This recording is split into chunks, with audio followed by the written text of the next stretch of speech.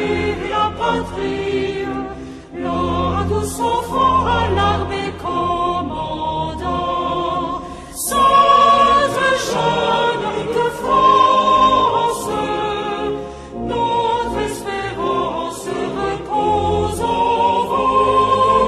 Sainte Jeanne de France, priez, priez pour nous.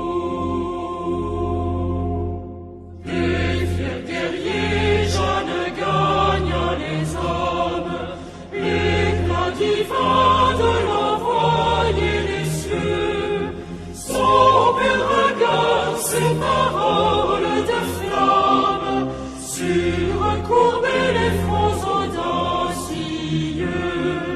Sainte Jeanne de France, notre espérance repose en vous. Sainte Jeanne de France, priez, priez pour nous. Jeanne, c'est toi notre unique espérance, du haut des cieux, daigne entendre nos voix. J'habitais près de la cathédrale, que j'ai fait visiter à Jérôme tout à l'heure, puisque quand on vient sur Amiens, en particulier quelqu'un comme Jérôme qui ne vient pas, il me disait très souvent en Picardie, s'il y a bien un endroit à visiter, à découvrir, à admirer, c'est la cathédrale d'Amiens, et je pense d'ailleurs qu'il ne s'attendait pas à une splendeur pareille, une taille, puisque c'est tout de même la plus grande cathédrale d'Europe et évidemment donc du monde. Au niveau de son volume. Je vous invite à ceux qui ne l'auraient pas encore visité de venir à la cathédrale d'Amiens, parce que ça inscrit. Quand on est à la cathédrale d'Amiens, voilà, on a toute la force de notre lignée, de notre identité, de nos ancêtres, que l'on soit croyant ou non d'ailleurs. Voilà, c'est cette force. Cette splendeur, cette magnificence est appréciée par absolument tout le monde, enfin tout du moins je le pense.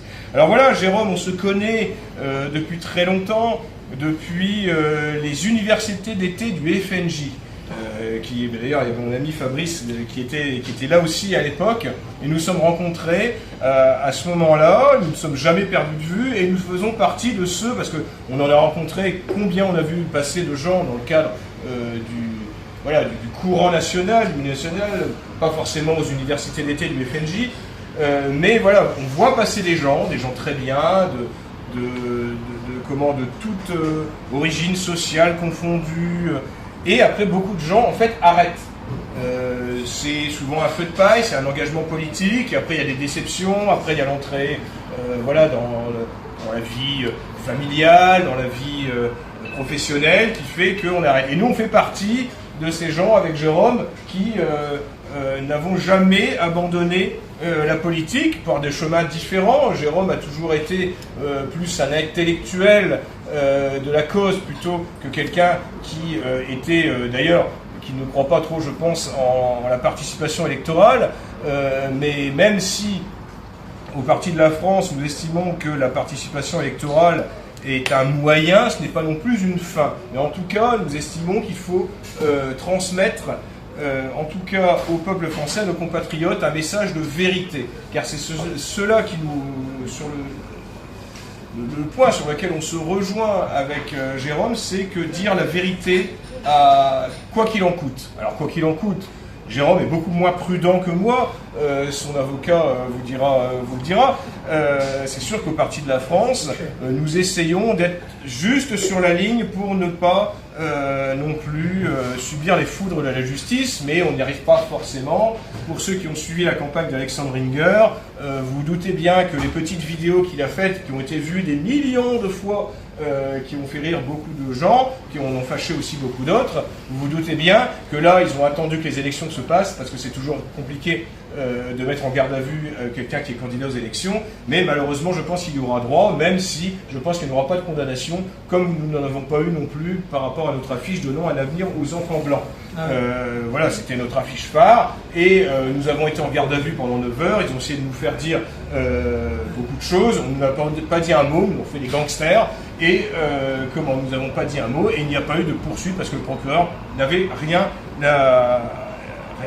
pas d'éléments pour pouvoir nous poursuivre. Ce que je voudrais dire aussi, pourquoi le Parti de la France invite Jérôme Bourbon, directeur, qui est mon ami de longue date, mais qui est aussi quelqu'un qui, contre vents et marées, qui, alors que la liberté d'expression s'est considérablement réduite depuis l'époque où on s'est connu, depuis la fin des années 90, où il était encore possible de dire des choses. Je ne parle même pas des années 80, quand les ignobles lois scélérates Guesso n'existaient pas, mais c'était encore une époque où on pouvait dire des choses, et qu'aujourd'hui, maintenant, malheureusement, le débat public, le débat politique est judiciarisé à outrance. C'est-à-dire qu'il faut faire attention à tout ce que l'on dit, et Jérôme fait partie de ces gens qui, en gros, n'en ont jamais rien eu à faire, et ont continué à nous dire la vérité sur une ligne très radicale, sur une ligne que je ne partage pas forcément sur tout. Et c'est ça aussi que je voudrais dire aujourd'hui, c'est que maintenant les gens, surtout à l'heure des réseaux sociaux, Roger Hollande disait, c'est quand même incroyable, Roger Hollande disait ça il y a 30 ans, il disait c'est tout de même incroyable que des gens qui se retrouvent à 90 ou 95% sur la ligne du Front National, de l'époque, pas d'aujourd'hui, on s'entend bien, vont trouver un moyen de dire je quitte le Front National parce qu'il y a un point de détail, si je puis dire, sur lequel je ne me retrouve pas.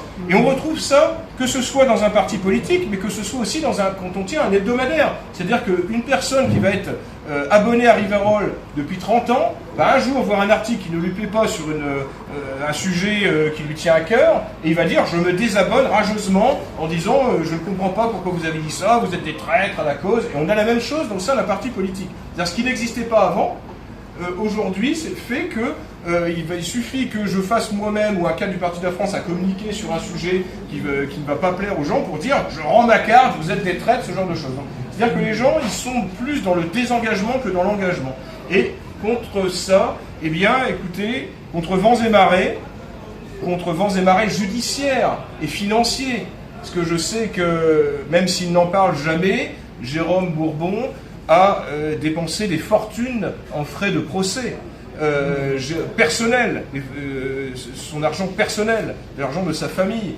Je sais également, et ça c'est tout à son honneur, c'est-à-dire que beaucoup de personnes écrivent sous pseudo dans Rivarol, et que jamais Jérôme Bourbon n'a donné le nom, l'identité des gens qui écrivent sous pseudo, les articles pour lesquels il y avait des poursuites et qui lui ont valu à lui des condamnations en tant que directeur de publication.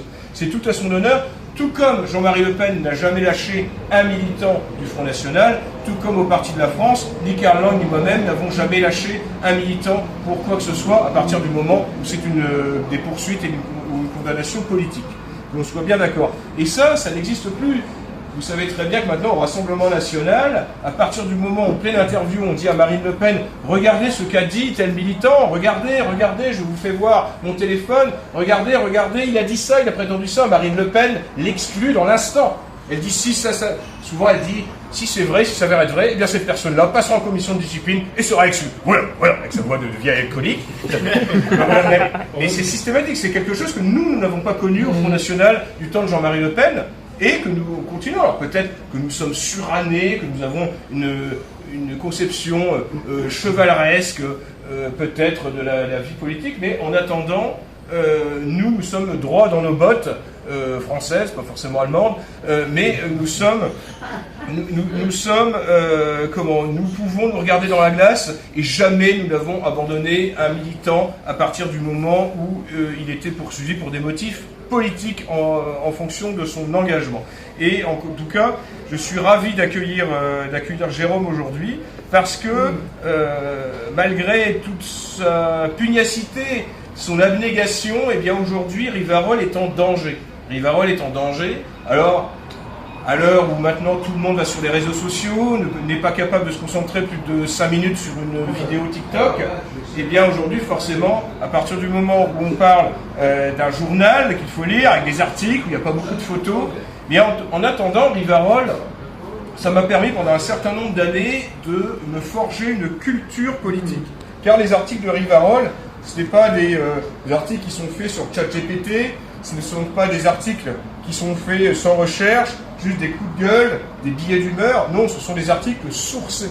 Ce sont des articles et qui vous rappellent ce qui s'est passé aussi avant. C'est intéressant. Alors, pas dire c'était mieux avant, pas dire ce genre de choses, mais c'est intéressant parce que maintenant, beaucoup de jeunes s'engagent en politique. Et je ne leur en veux pas, puisqu'il n'y a plus de mouvement politique qui faisait de la formation, comme nous l'avons connu, nous, au temps du Front National. Même s'il n'était pas parfait, au moins ça avait le mérite d'exister. C'est pour ça qu'on s'est rencontrés aux universités d'été du FNJ, et qu'il y avait tout de même une formation politique. Maintenant, il n'y a plus de la formation politique, ce sont les réseaux sociaux. Et les réseaux sociaux, en fait, vous trouvez tout ce que vous voulez. Tout ce que vous voulez. Vous pouvez avoir l'idée la plus farfelue, la plus débile possible, la plus complotiste possible, vous arrivez forcément à trouver une vidéo qui va aller dans ce sens-là. C'est-à-dire que, bon, voilà, je ne vais pas parler de terre plate ou ce genre de choses, mais voilà, vous allez avoir des gens de reptiliens, voilà, ce genre de choses, et vous allez forcément avoir des vidéos de gens qui vous soutiennent mordicus, que tout cela est réel, que tout cela est vrai. Donc il faut faire très attention. C'est-à-dire que maintenant, malheureusement, et on le voit au Parti de la France, pourquoi? Alors c'est vrai qu'au Parti de la France, j'ai de la chance d'avoir des jeunes cadres et formés, mais c'est vrai qu'on a aussi beaucoup de jeunes qui viennent et qui ne sont pas spécialement formés et qui croient à différentes choses ou qui sont totalement ignorants de ce qui s'est passé avant. Donc ça, c'est important d'être là, d'être les anciens, parce que maintenant nous sommes des anciens, nous avons été les jeunes pendant un temps, maintenant nous sommes les vieux cons, c'est nous. Mais on tâche d'être des vieux cons sympas et au moins de pouvoir transmettre quelque chose, parce que s'il y a bien quelque chose que nous pouvons transmettre, c'est bien sûr notre lignée. C'est pour ça que je vous invite tous, évidemment, à avoir des enfants, à avoir la chance. Alors c'est pas forcément un choix, mais par contre c'est la seule chose que vous laisserez derrière vous. Ce sera ce sera votre lignée, mais aussi ce que vous pourrez laisser comme exemple. Comme exemple, on va retenir de vous beaucoup plus l'exemple que vous aurez donné. Je parle en politique. Votre exemplarité, plutôt que votre prudence, plutôt que votre capacité à vous être intégré au système, à ne pas avoir fâché trop un tel ou un tel. Non, en tout cas. Nous, de toute façon, on est grillés avec Jérôme, on ne pourra jamais se retrouver, ni lui ni moi, actuellement, enfin, tant qu'on reste dans ce cadre, dans ce cadre républicain, nous savons très bien que nous n'avons aucun avenir en son sein. Donc, évidemment, il faut le combattre. Il faut le combattre. Alors, combattre en utilisant ses propres armes. C'est sûr que je suis certain que nous n'avons pas la même conception ou le même jugement sur la participation électorale, mais nous pensons qu'il est très utile de faire, en particulier une élection partielle, on parle beaucoup plus de vous, une élection comme à laquelle a participé Alexandre Ringer, ici présent, et qui a fait une campagne très dynamique, qui a fait une campagne qui a été remarquée à tel point qu'il se fait reconnaître dans la rue par des gens qui ne sont pas politisés, hier par des militaires de l'opération Sentinelle, par des gens lambda, parce que c'était certes un petit peu provocateur, ça n'allait pas bien loin quand il parlait, je ne sais pas pour ceux qui l'ont vu, la vidéo où il parle de l'islam, 6e pilier de la CAF, bon, non, pardon, l'inverse, la CAF, 6e pilier de l'islam, donc peu importe. Non mais voilà, c'est anecdotique, mais c'est quand même tout de même incroyable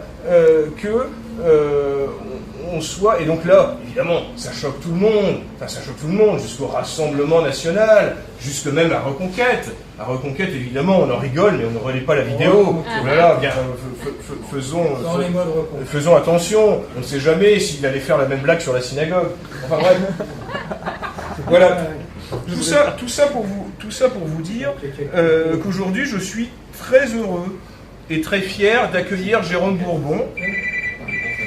Jérôme Bourbon, et d'ailleurs, je lui ai dit qu'au Parti de la France, nous étions, pas des hippies, des hippies d'extrême droite, mais je veux dire, voilà, c'est venez comme vous êtes. C'est-à-dire qu'en gros, on n'est pas là pour formater les gens, je sais qu'on n'est pas forcément aussi judéo-centré que Rivarol, par exemple.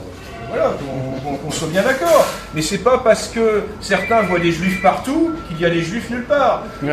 Attention, voilà, nous sommes dans une position plus nuancée. Mais c'est pas parce que Jérôme va accentuer son action militante sur ce point particulier, précis et fondamental, que nous allons non plus l'exclure en disant « oulala, non, plus de repas, plus de relations avec Riverol, parce que le Parti de la France, attention, est loin de tout ça. » Pas du tout. Nous sommes d'ailleurs pour une liberté d'expression totale, à partir du moment où ça ne relève pas ni de la diffamation, ni de l'insulte publique, c'est-à-dire la suppression totale. Et d'ailleurs, je le dis régulièrement, quelle ce sera la première mesure que vous prendriez si vous étiez élu président de la République, il ne resterait plus très longtemps en place, mais voilà, si vous étiez élu chef de l'État, je préfère, eh bien, quelle sera la première mesure que vous prendriez de manière symbolique? Ce serait la suppression de toutes les lois liberticides, parce que c'est une castration morale et même presque physique des Français.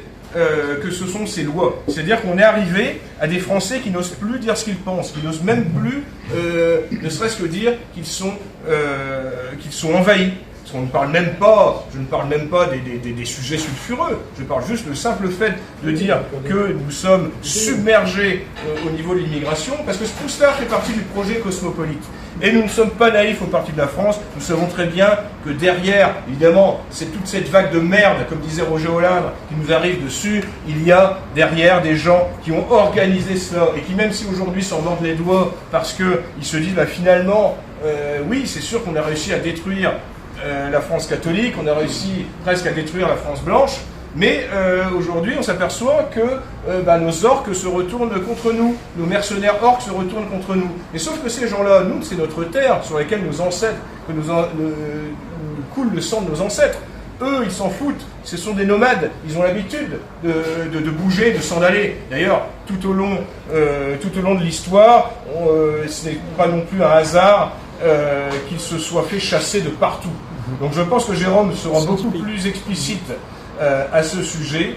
Mais en tout cas, voilà, merci à vous. Nous ne sommes pas beaucoup, mais voilà, c'est la qualité qui prime sur la quantité. Je n'ai pas choisi forcément la bonne date entre ce week-end de l'Ascension et également entre ce match de football qui intéresse beaucoup de gens. Mais qui intéresse beaucoup de gens. Alors il y a presque la moitié qui est intéressée par le résultat du match et l'autre moitié qui est terrifiée, surtout ceux qui habitent en ville, de savoir quelles vont être les émeutes qu'il va pouvoir y avoir derrière, parce que maintenant nous vivons dans une France où dans une France où il y a les Français et il y a les autres.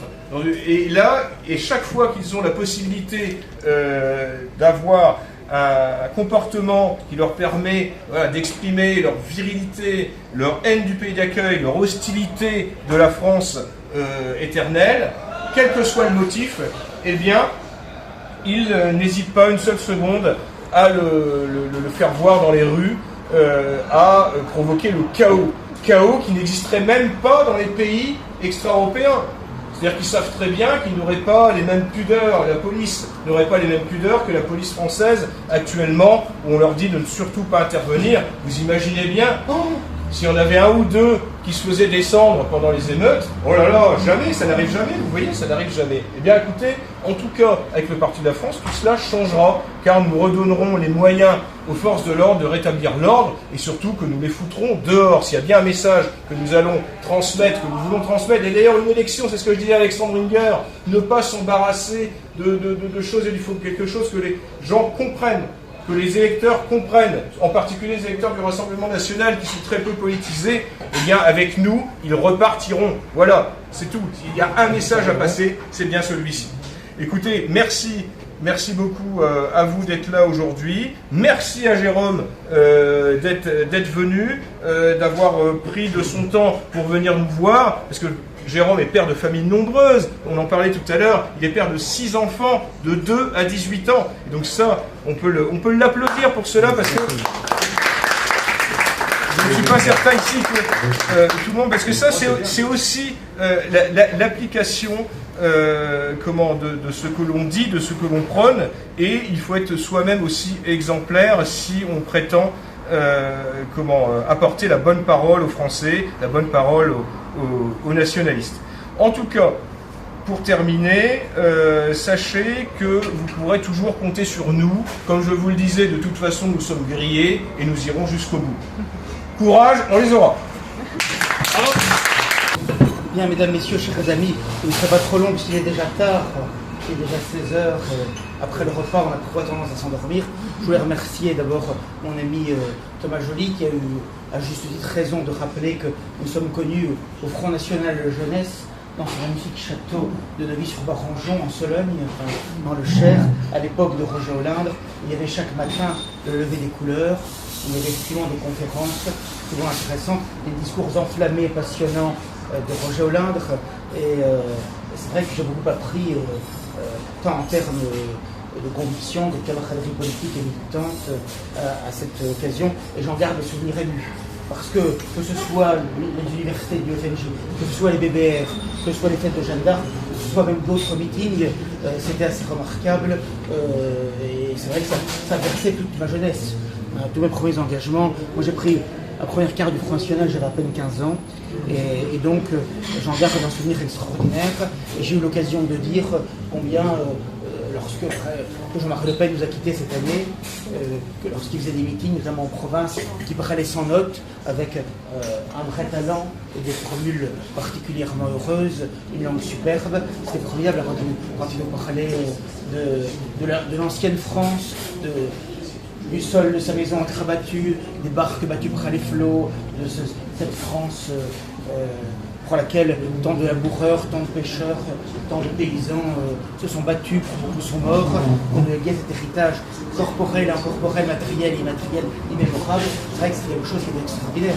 Parfois, ça donne même la chair de poule. C'est vrai que de ce point de vue-là, je voulais quand même commencer ma petite allocution prise là. C'est vrai que c'est quand même une perte considérable d'avoir perdu le menhir, parce qu'en plus il y avait une capacité de résister à la police de la pensée qui est absolument exceptionnelle. C'est pourquoi d'ailleurs il a été tant combattu et tant diabolisé pendant toute sa carrière politique.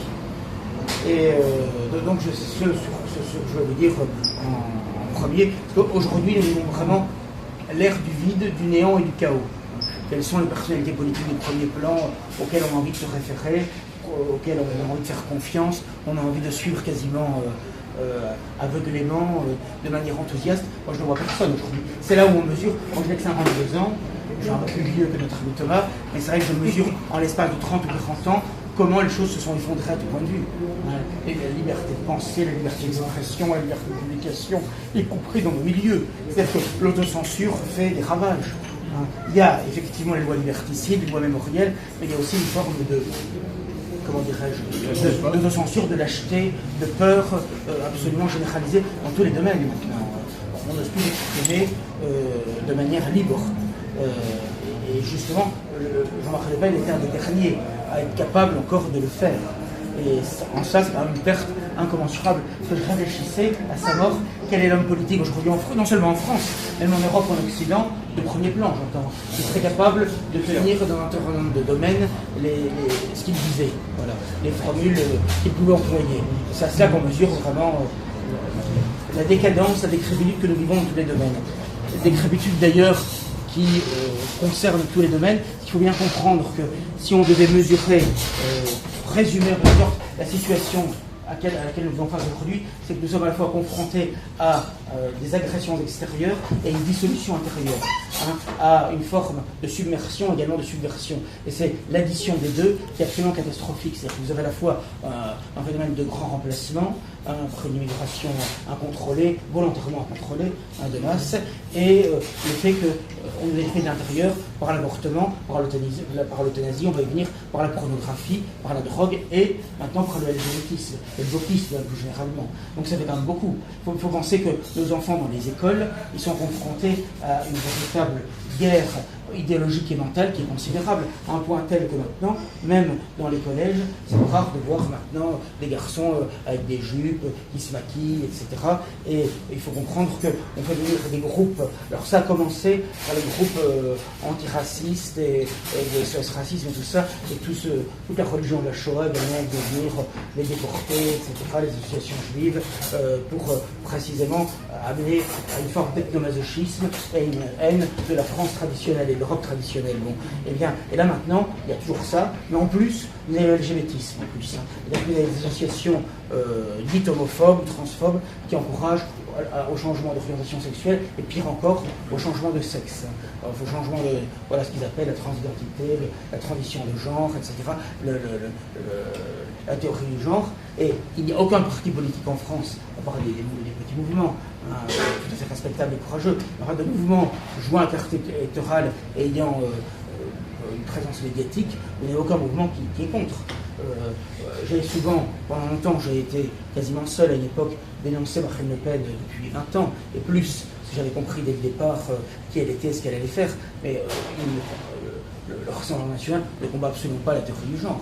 Il faut dire que de toute façon, déjà, je l'ai souvent appelé la tenancière de la cage aux folles, mais le fait est que c'est ça, elle a complètement changé l'être du Front National. Lorsque Le Pen est passé en commission de discipline avant d'être exclu, suspendu puis exclu, il avait dit qu'elle avait, je cite, tué l'âme du Front National. Et c'est très vrai, elle a tué l'âme. Nous avons connu, Thomas et d'autres, le Front National canal historique, ça n'a rien à voir avec ce que nous vivons aujourd'hui. Il y avait quand même un espace de liberté. Moi je me rappelle dans l'Ito FNJ, on a quasiment tous l'Holocauste au scanner, on pouvait parler librement de tous les sujets, du révisionnisme historique, de l'immigration, de la question juive, de la maçonnerie, de tous les sujets. On n'était pas forcément d'accord sur tout. Il y avait des païens, il y avait des catholiques, il y avait des non-croyants, mais il y avait quand même un fond commun sur le plan politique et un sens de l'ennemi quand même, etc. Voilà, ce qui fait que bon, il y avait quand même non seulement un dialogue possible, mais une camaraderie possible. Aujourd'hui, c'est impensable.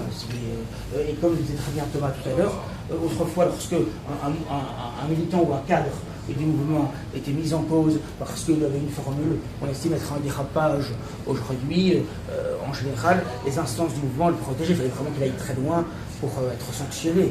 Alors qu'aujourd'hui, il suffit que Libération, avec Frontal, le Canard enchaîné, le Mediapart, d'autres organes de ce type, fassent une enquête évidemment à charge contre un candidat, contre un militant, contre un sympathisant, contre un cadre du mouvement, quand bien même celui-ci a-t-il été fidèle pendant des années ou des décennies, a-t-il milité, a-t-il collé, on le renvoie du jour au lendemain. C'était le cas encore au moment des dernières législatives l'été dernier, où de braves militants, dont certains étaient membres et candidats du troisième depuis des années, voire des décennies, tout simplement parce qu'ils ont fait une réponse qu'on n'a pas jugée satisfaisante, pas assez politiquement correcte, c'est abominable.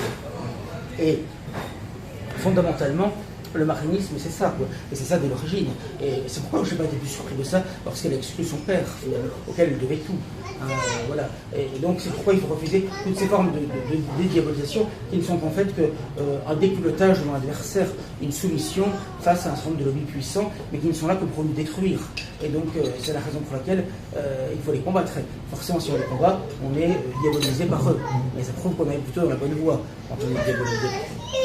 Et donc, il faut bien comprendre que le combat, il doit être sans concession et il doit aborder tous les sujets fondamentaux. Parce que tout se tient. Vous voyez, par exemple, ne combattre que l'immigration, évidemment une question essentielle, mais pour l'avortement, pour l'euthanasie, ça n'a aucun sens, puisque c'est une destruction également, de la même manière, et même presque encore plus radicale, puisqu'il s'agit de tuer d'un côté les bébés et les vieillards. C'est les deux bouts de la vie, on s'en prend deux bouts de la vie. Et pas seulement les vieillards, parce que l'euthanasie, il faut se faire des illusions. Ce sera d'abord les anciens, mais ce sera aussi, c'est déjà le cas aux Pays-Bas, mais les mineurs, même les enfants peuvent se faire euthanasier, ça va être l'horreur. Il faut savoir que tous les pays qui ont légalisé l'euthanasie, à commencer par des pays anciennement catholiques comme le Québec, des pays comme la Belgique, les Pays-Bas et autres, il y a une explosion d'année en année des demandes d'euthanasie et de suicide assisté. Il faut le savoir. À partir du moment où on fait sauter un verrou, un tabou moral, qu'on jugeait infranchissable pendant très longtemps, eh bien finalement tout saute. Les gens considèrent que finalement ça devient moral. C'est évident que la position de la plupart des gens sur l'avortement n'est évidemment pas la même que celle qui existait il y a 50 ou 60 ans. De la même façon, on dirait que pour l'euthanasie, déjà beaucoup de gens y sont favorables. Enfin, les gens qui sont favorables, en général, c'est les gens qui sont en bonne santé. Parce que j'ai rarement vu des gens qui étaient dans les hôpitaux, ils ont envie de continuer à vivre. Bon, surtout s'ils sont entourés, s'ils sont aimés, s'ils sont aimés. Parce que derrière tout ça, il faut bien comprendre qu'il y a des raisons à la fois idéologiques et économiques. Les raisons idéologiques, on les connaît, c'est la franc-maçonnerie. D'ailleurs, Macron était récemment à la Grande Loge de France, une des grandes revendications historiques de la franc-maçonnerie, l'euthanasie, parce qu'il faut démontrer que finalement, l'homme décide lui-même de sa mort. Alors que dans la religion chrétienne, eh bien, évidemment, c'est Dieu qui donne la vie, c'est Dieu qui la retire. Et l'incinération. Et l'incinération. Parce qu'on est tout à fait d'accord sur ce que l'incinération est quelque chose de terrible aussi. C'est abominable l'incinération. J'en ai parlé dans la dernière vidéo, parce que c'est très important. L'explosion aussi de la crémation. Là aussi, effectivement, la franc-maçonnerie est derrière. Et c'est abominable. Quelqu'un me disait qu'il avait assisté il y a quelques années à l'incinération de son père. Parce qu'il avait demandé ça. Bon, à l'époque, je crois que c'est moins le cas aujourd'hui, mais on voyait la totalité de l'incinération. Et à un moment donné, j'ai vu le corps se relever, le corps qui est mort, hein, et il se relève avant de totalement se coucher, etc. Sous l'effet, j'imagine, des flammes, peut-être de l'air. Moi, je connais rien en chimie, hein. Mais il m'a dit, ça hante mes nuits, même des années après encore, tellement c'est horrible, tellement c'est brutal. Hein. Voilà. Et il y a une volonté, évidemment, de nier la résurrection de la chair, et évidemment, il y a une dimension anti-chrétienne derrière tout ça, c'est évident. Surtout que le deuil, ça implique du temps, il faut du temps pour pouvoir faire son deuil. Alors là, c'est extrêmement brutal. Hein, le corps qui se décompose peu à peu, on dit que ça prend entre 6 mois et 1 an sous la terre, en moyenne. Hein. Ça dépend évidemment des saisons, des sols, etc. Et c'est entre 6 mois et 1 an, tandis que là, c'est extrêmement brutal, si vous voulez. Et on voit très bien la volonté qu'il y a de vouloir démontrer qu'il n'y a plus rien après. Que l'après-mort, c'est comme l'avant-naissance, qu'il n'y a rien. Et dans une logique tout à fait matérialiste, pensionnériste, tout à fait conforme à l'idéologie de la franc-maçonnerie. Alors qu'on n'est pas du tout dans cette position-là. Les nationalistes, Barès, c'est la terre et les morts, c'est l'héritage. Hein, Le Pen en parlait magnifiquement souvent dans ses discours quand il parlait du sang versé, du sol et du sang, des racines, quand il parlait de sa Bretagne natale, etc. Hein, où il disait ces paysans, nos frères et sœurs qui en ont bavé pendant des générations hein, pour remuer la terre, pour essayer de faire en sorte que le pays devienne plus grand, plus prospère, donner quelque chose qui soit encore meilleur pour la nouvelle génération. C'est ça aussi un des buts de la vie, de faire en sorte que nos enfants et nos petits-enfants, dans toute la mesure de nos possibilités, de nos forces, et une situation qui est meilleure que celle que nous avons pu connaître. C'est le contraire aujourd'hui. Tout se dégrade. Hein. L'école se dégrade, évidemment la question de la sécurité, les mœurs, les mentalités, l'état du pays, sa composition ethno-culturelle, ses positions morales, religieuses, c'est de plus en plus catastrophique. Et évidemment, tout ça, c'est voulu. Hein, c'est évident. Et une volonté de destruction, si tel n'était pas le cas, on ferait marche arrière. Devant les désastres qui sans cesse s'accroissent. Donc, au contraire, on va toujours plus loin dans l'horreur. Et on règle de vouloir garder Macron depuis qu'il est là, en l'espace de 10 ans. On a eu l'aggravation de l'avortement qui est passé de 12 à 14 semaines. Ça, c'était en 2022. Hein. En 2021, on a eu la PMA étendue aux lesbiennes. Voilà. Et là, on a l'euthanasie, et l'année dernière, on avait la constitutionnalisation du droit à l'avortement. Hein, du droit à l'avortement. C'est-à-dire qu'on constitutionnalise ce qui est objectivement une boucherie et un assassinat. Parce qu'il faut voir ce qu'est un avortement. Hein, on aspire le bébé, le fœtus, parfois on est obligé de le démembrer. C'est une véritable boucherie. Hein, voilà. Et on considère ça comme un droit fondamental qui est gravé dans le marbre constitutionnel. Hein, c'est quelque chose qui dit, il faut savoir que 90% des députés et des sénateurs ont voté ça. Hein, voilà. Et quand on voit quand c'était un enfant, l'amour qu'on peut lui donner, l'amour qu'il nous donne, un enfant qui nous tend les bras, qui court, voilà, qui commence à parler, qui peu à peu, de progrès en progrès, c'est quelque chose qui est merveilleux. C'est un des plus grands bonheurs de la vie, c'était le plus grand, hein, d'avoir un enfant, et de voir cet apprentissage au fil des années et tout ça. Et donc l'avortement, c'est quelque chose d'ignoble par rapport à tout ça. Bon. Et d'autre part, l'euthanasie, c'est quelque chose qui est effrayant aussi, parce que les anciens, on finira tous, sauf si on meurt jeune, on finira tous vieux. Et donc, finalement, lorsque on a soigné nos propres enfants, lorsqu'on les a allongés, lorsqu'on s'occupait d'eux, et lorsqu'on vieillit, eh bien, ils viennent un petit peu nous aider, nous secourir, c'est le moindre des choses. Hein. C'est ce qu'il le dit, l'assistance aux parents. Tes pères et mères de revoir dans le livre longuement, les assistera fidèlement. Bon, et effectivement, c'est un des devoirs de l'homme, hein, précisément, cette solidarité mystérieuse et magnifique entre générations, qui fait aussi du prix de la vie. Aujourd'hui, il y a une destruction des familles. Et donc, l'avortement, l'euthanasie, ça va encore accroître la distanciation des liens sociaux, familiaux, etc. C'est le règne de l'égoïsme, l'irresponsabilité. C'est abominable de vous imaginer après les chantages à l'héritage, les choses absolument sordides, abominables, parce qu'on peut pousser quelqu'un au suicide. Voilà. Surtout si la personne se sent inutile, que personne ne va la voir, qu'elle reste dans des EHPAD et tout ça. Bien sûr que même dans cette loi, il est déjà pratiqué en douceur massivement. Moi j'avais une belle-sœur qui est infirmière, elle me disait les médecins me disaient souvent d'augmenter le dose de morphine, d'hypnovel, etc. Jusqu'à ce que mort s'en suive. Surtout quand c'était des gens, la famille. Jean-Marie Le Pen, il allait chercher Ouais, voilà. En fait, il fallait des lits, on manque de lits en France, etc. Avec les normes de Bruxelles, etc. La conception malthusienne des choses, ça se pratique déjà facilement. On pensait bien que maintenant que la loi va être votée, elle va passer au Sénat à l'automne, d'ici la fin de l'année ou début de l'année prochaine, sauf miracle, elle est votée et promulguée. Et ça va être un désastre, il faut le savoir. Il faut savoir qu'au Québec, par exemple, il existe des packs, vous pouvez choisir sur Internet, il y a différents packs où on vous offre un café, un jus de fruits, des madeleines, tout ça, il y a de la musique douce, on met dans une salle des photos sur un mur de la personne qui est euthanasiée. Et pendant ce temps-là, elle est euthanasiée, elle est piquée, elle pique du prélétal. Voilà. Et donc vous avez plusieurs packs, plus ou moins intéressants, des prix. Voilà où ça en est, je veux dire. C'est quelque chose qui est effrayant. Et donc la crémation, c'était déjà une rupture considérable avec nos traditions. Et vous voyez, une société qui ne respecte plus les morts, la mort et le dernier âge, le moment finalement qui est le plus important, puisque c'est le moment finalement, les derniers pas que l'on fait ici-bas, et le moment du grand passage, du grand voyage, en quelque sorte, vers l'au-delà, vers l'éternité, bien heureuse ou malheureuse, et bien c'est très important, ces derniers moments qui soient les plus féconds possibles, et si possible les plus heureux possibles. Et là, on veut détruire ça. J'ajoute que le problème de notre société, c'est qu'elle refuse toute forme de souffrance. Alors qu'on allège la souffrance autant qu'on le peut pour des gens qui souffrent vraiment, qui peut être contre, évidemment, ça c'est une chose. Mais de là à provoquer la mort délibérément, c'en est une autre, se donner la mort, c'en est une autre. Surtout que, je pense que ça arrive à chacun d'entre vous, qui dans sa vie à un moment donné, ne serait-ce qu'en court instant, n'a pas eu envie d'en finir parce qu'il y a des moments dans la vie où, vous savez, les bonnes nouvelles, c'est comme les mauvaises nouvelles, ça arrive souvent en série, et à un moment donné, on a l'impression d'être plus d'impasse. Il suffit que vous ayez en même temps des échecs professionnels, des échecs affectifs, un problème financier. À quoi bon voilà. C'est le à quoi bon, tout ça, c'est vite fait finalement. Je veux dire, c'est vite fait. Bon, donc si vous autrefois vous aviez les conditions religieuses de la crainte de l'enfer, qui retenaient quand même, je veux dire, pas forcément tout le monde, en fait, qui retenaient quand même beaucoup. Mais comme maintenant le plupart des gens en plus ne croient ni à Dieu ni à diable, pensez bien que ce sera très facile de franchir le pas. Et d'autant plus qu'il n'y a plus le lien familial qu'il y avait avant, si vous voulez, où il y a une distance géographique, où il y a des distances affectives, où il y a une perte du sens aussi de l'effort, du sacrifice, de l'entraide, etc. Donc c'est quelque chose qui est effrayant. Il est illusoire d'espérer vaincre la souffrance tant physique que psychologique. Tantôt on a chaud, tantôt on a froid, tantôt on est malheureux par les pensées que l'on a, par l'imagination que l'on a, par les souvenirs que l'on a, par les pensées parfois erronées que l'on a de l'avenir, par les échecs qu'on veut subir, que la souffrance physique ou psychologique, les infirmités de l'âge, le caractère difficile du prochain, etc. La vie est ainsi faite. Bon, malheureusement, comme dit l'adage, après le plus beau temps, c'est aussi, on le chantait dans le scoutisme et dans les organisations de jeunesse, même le plus noir nuage a toujours sa frange d'or. C'est-à-dire qu'en réalité, il ne faut pas désespérer ici-bas.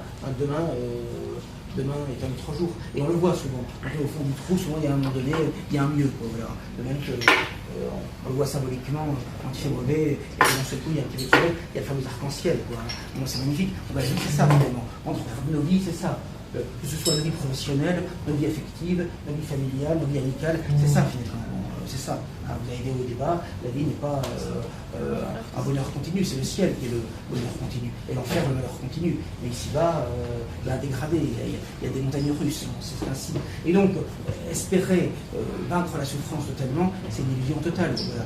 Et donc, la souffrance peut être rédemptrice si elle est acceptée, si elle est assumée, et surtout si elle est, comment dirais-je, atténué par le fait qu'il y a de la famille, il y a des amis, on est entouré, tout ça, etc. Le don du sourire, la main que l'on tend, la caresse que l'on fait, l'accolade que l'on donne, et surtout les services que l'on rend. C'est évident, je peux vous assurer que les gens qui sont entourés dans des hôpitaux, même en fin de vie, si la famille va les voir, si elle est gentille, si elle est là, si elle est présente, ils n'ont pas envie de mourir. Bon, ils savent qu'ils vont mourir un jour, mais ils sont même contents d'être là. Moi j'ai vu mon père, etc. Il est mort d'un double cancer à 84 ans, à la fois donc cancer de la prostate, les cancers de l'œsophage. Bon, moi je trouvais que c'était magnifique sa mort parce qu'il a beaucoup profité. C'est-à-dire qu'il est mort à la fin de l'été, le 15 septembre, de ses enfants, de ses petits-enfants, et qui venaient le voir, qui venaient nous chanter quelques chants qu'ils avaient appris à l'école, où il a pu recevoir plusieurs fois les derniers sacrements, il a eu d'avoir des albums de photos, un peu de toute sa vie. C'est vrai que quand on arrive en fin de vie, on est très tourné vers le passé, on a envie de voir un peu le passé, des objets qu'il aimait, etc. Des fois, il a eu la chance, je trouve, d'avoir une fin de vie magnifique, une vie entourée, tout ça. Il a eu le temps de se voir mourir, et de se préparer à ce grand voyage. le plus important.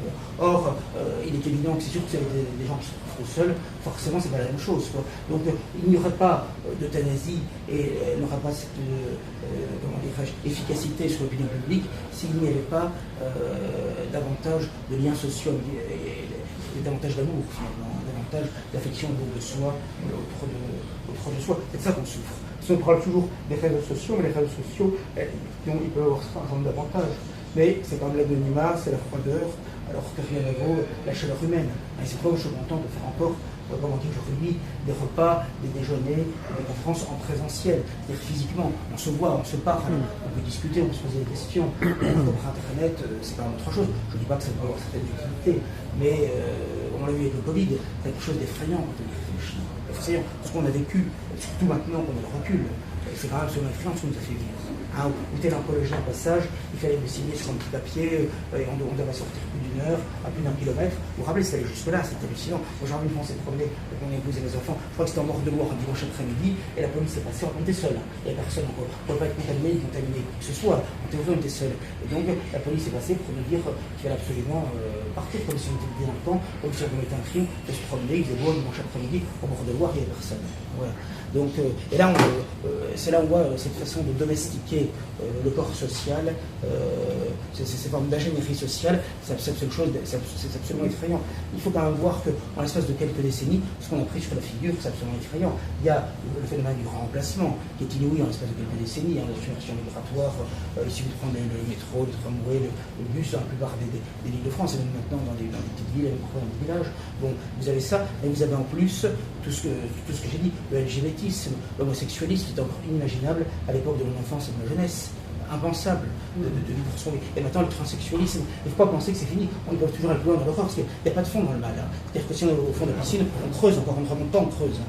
Et donc, c'est ce qu'on voit. Et il y a des lois, c'est ça qui est le plus effrayant encore, c'est qu'il y a des lois qui nous empêchent d'exprimer, ou alors à ce risque et péril, d'exprimer le simple bon sens, ce qui s'est toujours fait, les traditions mémoriales et tout ça, dans un domaine de plus en plus important aujourd'hui, hein, où il n'y a plus de débat possible maintenant. Moi, j'ai un fils qui est en Hippocagne, il me dit, mais c'est effrayant, je n'arrive pas à me faire d'amis, parce que il ne dit rien. Hein. C'est vous savez, l'autocensure, au bout d'un moment, pendant permanence dans son travail, ou à l'université, il ne faut jamais rien dire, même psychologiquement, ça vous rend malade, hein, au bout d'un moment. On est quand même pour ça. L'être humain est un truc social, est un animal social, dit Aristote. Hein. Donc, quand vous êtes en permanence, tous les jours, tout le temps, en autocensure, bah, ça vous rend malade, au bout d'un moment. Je veux dire, on n'est pas fait pour ça. On est fait pour pouvoir se parler librement, s'exprimer librement, dire ce que l'on pense, écouter aussi l'autre, bien sûr, avoir une liberté de parole, une liberté d'échange. Aujourd'hui, il me dit que ça n'est pas possible. On ne peut même pas, même sous une forme de débat qui pourrait être parfois assez incisif, où chacun pourrait s'exprimer en toute liberté. Non, c'est tout de suite, on est tout de suite dans la condamnation presque pénale et tout ça. Par exemple, si on n'est pas d'accord sur ce qui s'appelle le droit LGBT, le LGBTisme, tout ça, par exemple, la moindre réserve là-dessus, aujourd'hui, c'est la délation, si vous voulez, ce qu'on appelle la délation citoyenne aujourd'hui. On va dénoncer la personne pour qu'elle soit exclue de l'école, de l'université, du travail, etc. Mon feuilleton de l'URSS. Exactement. C'est pourquoi moi je dis souvent qu'on dit toujours le communisme c'est mort, mais le communisme en France traditionnelle est pas connu peut-être, mais pas le communisme en tant que tel, qui postule, je le rappelle, la suppression de la famille, de la patrie, de l'armée et du passé de nos tables rases. Plus que jamais on est ça. On est dans ça. Je dirais même que par certains côtés, c'est même pire que l'URSS, que l'URSS n'avait pas à ce point détruit la famille comme la famille est détruite aujourd'hui, par exemple. C'est la raison pour laquelle il faut combattre complètement tout cela. On est peu nombreux, on n'a pas d'argent, on n'a pas les médias avec nous, donc évidemment c'est compliqué. Parce que qui tient les médias tient quasiment tout. Pensez que les gens ils regardent en moyenne 3-4 heures par jour à la télévision. Alors que c'est l'ennemi qui leur dit ce qu'il faut penser, qu'il faut aimer, qu'il faut haïr, ce qu'il faut croire, ce qu'il faut détester. Et malheureusement ça marche à fond. Moi j'ai des gens présents dans la famille, dans mes amis, ils ne me connaissent pas, ils n'ont jamais vu, ils ne veulent même pas me voir.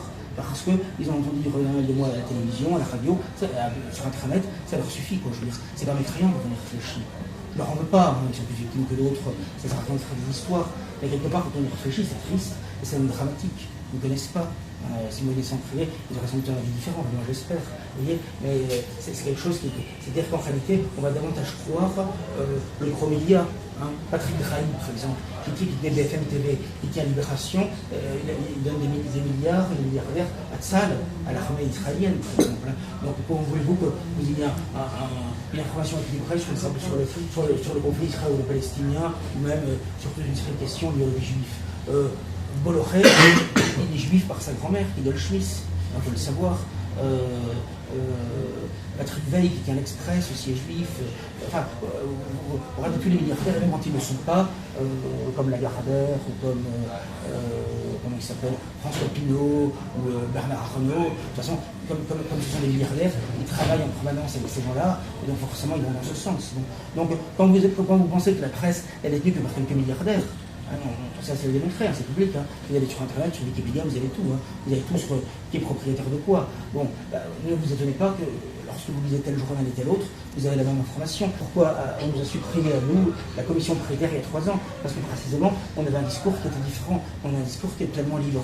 Et donc, alors même qu'on remplissait tous les critères pour être un hebdomadaire d'information politique et générale, on parle toutes les semaines, on parle tous les sujets, politique étrangère, politique internationale, politique nationale, on parle tous les sujets, on existe depuis 3 quarts de siècle, toutes les semaines sans discontinuité, et malgré cela, eh bien, on nous a retiré cet agrément des commissions propriétaires qui nous permettait de bénéficier, pour les envois en nombre, de tarifs réduits de la poste, d'un TVA à taux réduit, voilà. Et en plus, non seulement il y a ça, maintenant, on nous refuse dans beaucoup de supermarchés, parce qu'ils font pression sur les enseignes en disant comment osez-vous vendre un journal antisémite, homophobe, xénophobe, tout ça, et moyennant quoi ça fonctionne. Les gens sont tellement lâches, et les directeurs des enseignes n'ont pas de problème, mais c'est une modeste publication, voilà, donc bon, c'est pas leur chiffre d'affaires, c'est pas là-dessus. Donc forcément, ils cèdent. Voilà. Donc c'est comme ça qu'on a été éliminé en l'espace de quelques mois de tous les supermarchés. Le premier, c'était Carrefour. Le 18 août 2022, ce qui fait que j'ai pu dire plaisamment, je ne ferai plus dire maintenant la célèbre formule, le célèbre slogan de l'enseigne, avec Carrefour, je positive. Je ne suis pas positive, je négative. Bon, mais.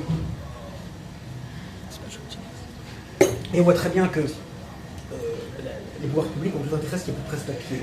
Parce que par Internet, vous pouvez contrôler plus facilement, vous pouvez supprimer faire pression sur l'hébergeur, supprimer le site, etc. La presse papier, c'est quand même un peu plus compliqué d'interdire un journal. C'est possible, mais c'est plus lourd, c'est plus compliqué. Et en plus, vous pensez qu'un journal, surtout si vous avez des articles longs, des articles de fond, ça vous fait réfléchir, ça vous donne des arguments, il y a une argumentation, il y a un rappel historique, on peut revenir un journal un peu sur une table, on le reprend, on le relit après, c'est une formation qui est très importante. Moi, Thomas disait précisément, moi j'avoue que je ne serais pas ce que je suis, je ne serais pas ce que je suis devenu, si dans toute mon enfance, toute mon adolescence et ma jeunesse, ma prime jeunesse, je n'avais pas été un lecteur régulier de National de Ludo, de Présent, de Minutes, puis Rivarol, l'Action française, tout ça. Ce sont ces journaux, les lectures assidues, quotidiennes ou hebdomadaires de ces journaux, de ces magazines, de ces revues, de ces périodiques qui m'ont formé, et qui m'ont permis d'avoir des convictions, une structure mentale, d'avoir une vision du monde, une conception du monde qui s'est forgée au fil des années et qui s'est renforcée aussi au gré de l'actualité, quand je voyais aussi comment le Front National était persécuté, et que je voyais que ceux qui étaient les plus persécuteurs du Front National, il s'avérait que la plupart étaient juifs, notamment des journalistes, Anne Sinclair, Yvon Levaille, El Kabash, Jean-François Kahn. Et donc au départ, je me dirais posé cette question-là. Ils sont presque tous morts. Ils sont presque tous morts, tout à fait, c'est exact. Sauf les deux premiers que j'ai cités, mais en réalité, et dans cela je dis, il y a quand même un problème. Et petit à petit, j'ai compris finalement. Et on voit très bien que, et je voudrais dire juste un mot aussi, parce que c'est important, il faut bien comprendre que le culte choatique, c'est une façon aussi de le détruire. Pensez bien qu'ils n'amèneraient pas les enfants des écoles qui est au Struthof, qui est au mémorial de la Shoah, qui est au camp d'Émile, qui est à Auschwitz, si ça n'avait pas un intérêt politique extrêmement important. C'est une façon de le détruire, de faire de l'ethnomasochisme, de diaboliser ce qu'a été la France et l'Europe traditionnelle, et la morale traditionnelle, la famille traditionnelle, la nation, la race, l'ethnie, tout ça, etc. Et de faire des judéo-serviles et des judéo-soumis. C'est évident, ça sert à ça. Et quand on pensait qu'ils osent faire ça au moment même où le génocide, là, pour le coup réellement, c'est parfaitement documenté et vrai en Palestine, il faut quand même le faire. Ils sont quand même d'un cynisme qui est absolument éhonté, je veux dire. éhonté. Voilà, c'est ça qu'on les reconnaît, quoi. Et donc, c'est la raison pour laquelle, moi je pense qu'il ne faut aucune concession dans aucun domaine et dire la vérité. Comme disait Thomas, je crois que notre force, c'est, malgré notre nombre numérique non limité, nos absences de financement, notre invisibilité médiatique, notre force, c'est quand même de dire la vérité. Voilà. Et d'essayer de vivre et de penser en conformité avec ce qui nous paraît être la vérité. Voilà. Et je crois que c'est, me semble-t-il, ainsi que l'on peut avancer. Et c'est la raison pour laquelle, moi, en tant que j'aurai la chance, la grâce de diriger Rivarol, je tiendrai la même ligne. Alors peut-être qu'un jour ils écriveront le journal, peut-être qu'ils me mettront en prison, peut-être que je mourrai avant, on ne sait pas ce que l'avenir me réserve. Mais en tout cas, je crois qu'il est important de rester fidèle à cette ligne. Et je crois que beaucoup plus qu'un bulletin de vote, vous savez, les gens votent une fois, après ils votent 3 fois, ils ne votent plus, et vous l'avez déjà prévu, le bulletin de vote. Ce qui est très important, c'est vraiment d'avoir des convictions fermes.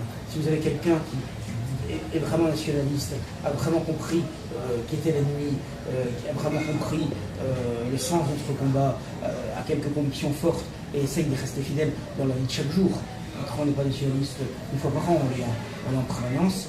Je crois que ça, c'est une véritable réussite. Alors évidemment, on ne peut pas se faire convertir les masses, mais si en quelque sorte, l'individu en individu, on peut avoir des convictions fortes, vous savez, un petit reste, ça n'est pas rien finalement, dans les situations dans laquelle nous vivons, parce qu'il faut reconnaître que nous vivons aujourd'hui une grande solitude. Il y a beaucoup de gens entre nous qui sont complètement hébétés, quoi, pour tout ce que disent les médias, et donc c'est toujours facile à vivre. D'où l'importance d'ailleurs de faire des petits repas comme cela, de se retrouver, de faire un truc. C'est bon même pour le moral, d'un point de vue psychologique, même d'un point de vue du dynamisme militant et de la volonté de repartir de l'avant. Eh bien, voilà, donc je crois vraiment qu'il faut rester fidèle à tous les principes, le sens de la famille, l'amour de la famille, l'amour de la patrie, l'amour de la religion, l'amour de ce qui fait notre pays, même si aujourd'hui il est complètement défiguré et décomposé dans des égards, et garder au fond du cœur une espérance, parce que si la Providence nous a placés à ce stade de l'histoire de notre pays, de notre continent, de notre civilisation, ça a forcément sens. Et qu'il convient dans les ruines et les ténèbres auxquelles nous devons, là où nous devons vivre actuellement, qui nous entourent, il convient d'essayer de tenir debout et d'être fidèle à nos principes et à nos convictions. Voilà, merci. Bravo.